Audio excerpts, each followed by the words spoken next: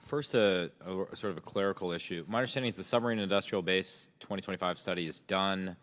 I think some of our staff may have been briefed on it, but do we have access to the report, or rather, can we have access to the report? Indeed. I believe that some briefings have occurred and some additional briefings will occur to you and your staff. I think folks are just scheduling those right now. Could we get the actual report, though, itself? I believe that they will be briefing you on the actual study, and I think they have their plan is to brief you on the cost estimates from the study and to walk through the substance of it.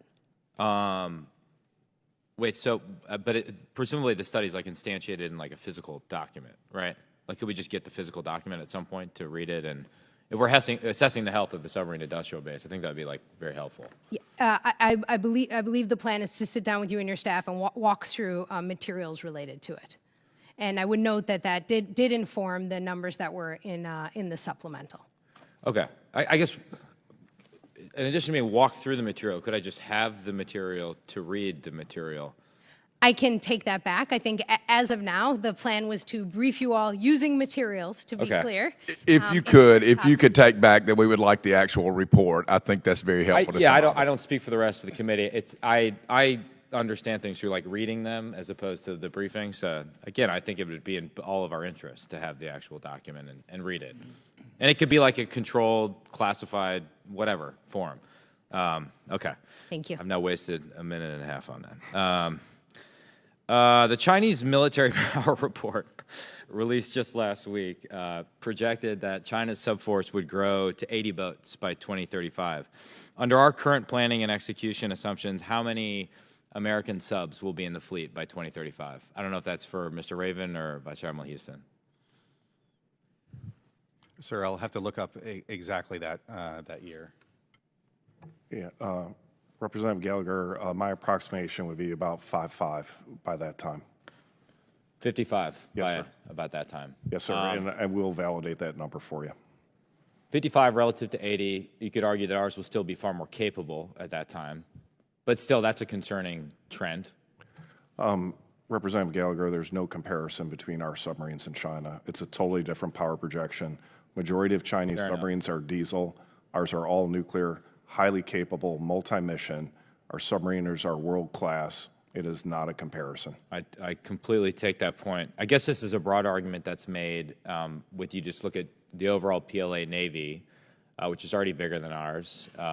The rejoinder is that ours is far more capable, which is true, but at some level, like, the numbers do matter, right? Or at least if you analyze the empirical record going back the last 2,000 years, no technologically superior but numerically inferior Navy has ever defeated a technologically inferior but numerically superior Navy. So that's the concern at the heart of the question.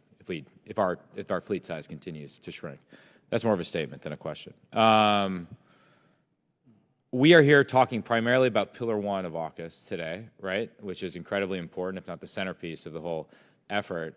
But even in the most optimistic scenario or timeline, I mean, when would Australian subs come online under Pillar 1? Sir, it's a commitments-based process, whereas Australia advances in its capability to maintain, train, and support submarines. We're looking at the 2030s for a sovereign capability for Australia. 2030. So if we're worried about a near-term deterrence crisis, right, if we think this is the sort of window of maximum danger in the 2020s, and we don't know, admittedly, we don't know what lurks in the mind and heart of Xi Jinping, I think the opportunity really in the short term is under Pillar 2 of AUKUS. And obviously, undersea capabilities is one of the working groups under Pillar 2. Maybe, Dr. Carlin, could you talk a little bit about what you see as the biggest opportunities under Pillar 2, the specific capabilities you're championing, and what are the roadblocks to fully realizing the promise of Pillar 2? Absolutely. Thank you for that. So just on Pillar 1, I would note, particularly in light of the earlier questions on the urgency of the legislative proposals, there's a crawl, walk, run effort on making sure this optimal pathway is a reality. And as you know very well, there are some countries who want AUKUS to fail. They are doing what they can to sow disinformation into the environment. There's at least one country that wants it to fail. Yeah. And they are trying to divide us from our allies and partners and wondering if we can do bold and ambitious things like AUKUS. So that's, of course, Pillar 1. Pillar 2, I think you're exactly right. You know, Pillar 2 has perhaps gotten a bit less attention than Pillar 1, but it is indeed just as important. It's really looking at how you are knitting together these 3 countries, including their industrial bases, and making sure that we are delivering capabilities for the warfighter in a timely way. We have already seen some important exercises and activities to date.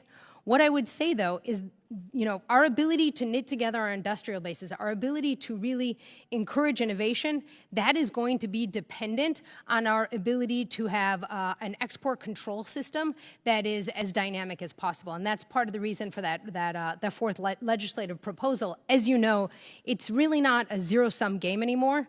Our innovation ecosystem will learn as much as the Australian and UK innovation systems from one another, and that collaboration will work in all of our interest. I've gone over my time. ITAR reform. I gave you your time back that you